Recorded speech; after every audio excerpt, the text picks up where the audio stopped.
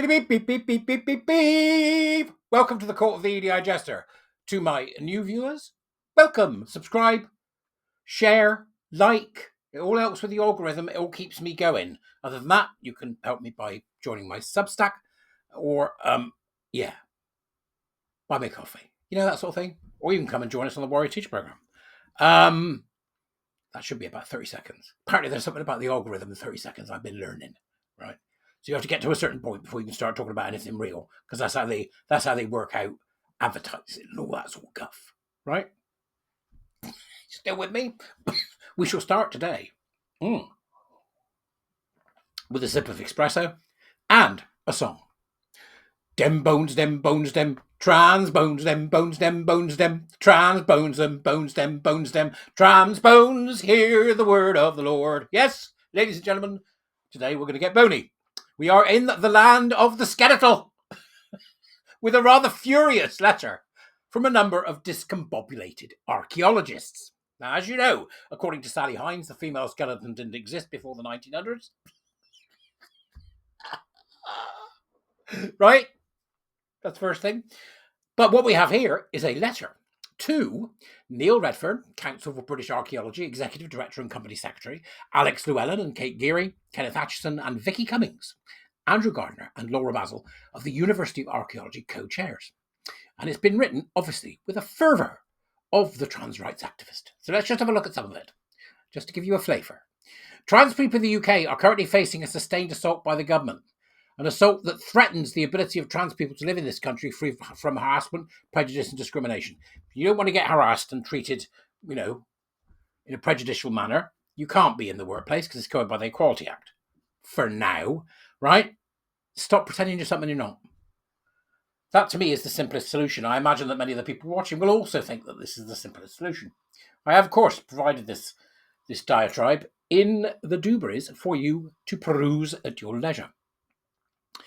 The assault already undermines the ability of many archaeologists in the UK, including Council for British Archaeology, Chartered Institute of Archaeologists, Federation of Archaeological Managers and Employers, and University Archaeology UK members to work, learn and participate in public life. How? In what way? Has it? How? Be precise. Tell me exactly that your dressing up and cosplay has been stopped. Is it because it's a fetish and we don't want it in the workplace? Is that what it is? Maybe that's got something to do with it. Following the recent Supreme Court ruling and the UK Equality and Human Rights Commission's EHRC interim update, this is only set to get worse. Trans people have made their concerns on this matter abundantly clear. Fetishists and liars and frauds have made their concerns on this matter abundantly clear. As signatories to this letter, some of us know what this ruling will do to the trans community firsthand. There is no trans community. Firsthand. And our allies know that now is the time to listen to trans people and proudly stand in solidarity. Yes, do you stand in solidarity? I do stand in solidarity. What about you? Do you stand in solidarity? If I knew where it was, I would. Right, okay. This way, where are we going? Solidarity. Who have we got solidarity with today then when we get there? Men in dresses practicing their fetish. Okay. Confused and very unwell girls and women. All right. Oh, just give me a second. Wait for it. It's coming. Right. Okay. We are writing to you as academics, researchers, and archaeologists who have taken a very foolish turn involved in the UK archaeology in its broadest sense. What's the UK archaeology in its broadest sense? To request that you write with urgency on behalf of your organisation to the UK government, the UK, EHRC, commercial archaeology companies and institutions, everybody in other words, and institutions of higher education across the UK to demand resolute inclusivity, safety and dignity for trans, non-binary and other gender diverse individuals within archaeology in the UK more broadly. Now, this is a very interesting paragraph. The ending of it certainly is, because what they've done is they've now started using, and you'll notice them doing these nut jobs, you'll notice them doing this, right? Because what they started doing is using the words gender non-conforming. They're adding that onto everything now. It's like they've had the sort of cabal at the heart of this has had a meeting somewhere and gone, where did we go wrong? We should have stuck with gender non-conforming. Right, so what you want to retake the language. Yeah, let's retake gender non-conforming. Too late. The grift is up. We know what you are. The Supreme Court ruling for women in Scotland versus Scottish ministers, dated the 16th of April 2025, defined sex as it pertains to the Equality Act as biological sex. And they've got that in speech marks again. They're mad. Or the sex as initially recorded on one's birth certificate. A problematic oversimplification. Is it? It's not, actually. What you're attempting to do is complicate a very simple thing. Two sexes. That's what you do. You complicate the simplistic and you simplify the complicated. It's what you do. Okay, it's what you do.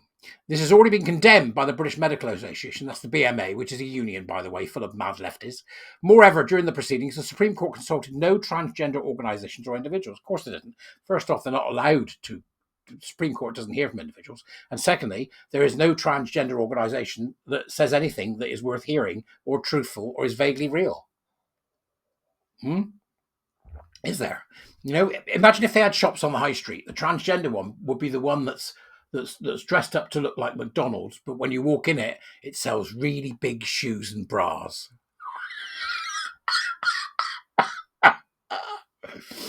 It's just insane, right?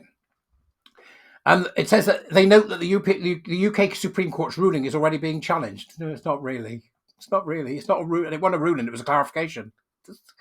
Right. Archaeological research has demonstrated again and again that neither gender nor sex is simplistic and binary. So they have to put the two together. So gender nor sex is as simplistic and binary as the court and the EHR assert, and that they are subject to both intra and intercultural variations. As signatories to this open letter, we assert, wait for it, that it is the responsibility of archaeological practitioners to use our expertise to speak out in defence of social justice, especially when incorrect normative assumptions. You and your normative I've told you about your normative assumptions, Brian. What? Are you making normative assumptions? No, I don't think so. I saw you do it. What normative assumption did I make? You asked me if I wanted milk in me tea, you transphobic bastard.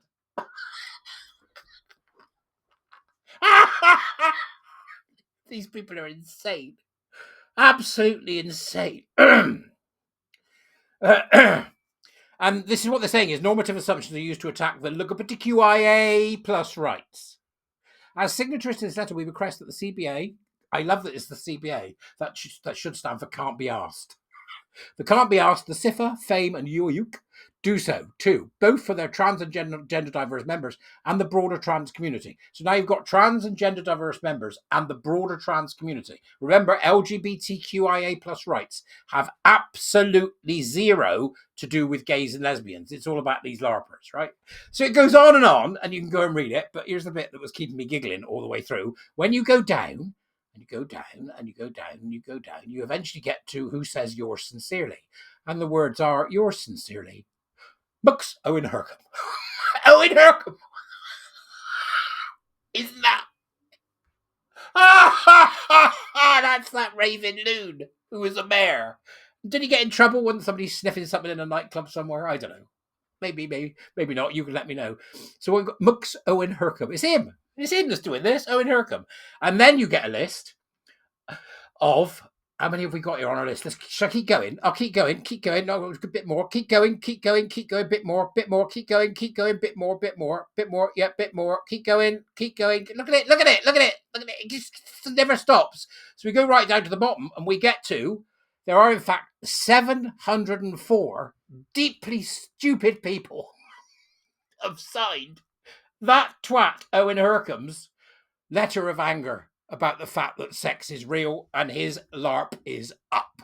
He's doing a PhD in cross-dressing Spanish skeletons or something. It's just hilarious. All right, that's enough for today. You go read it and let me know what you think. I'll see you. Bye-bye.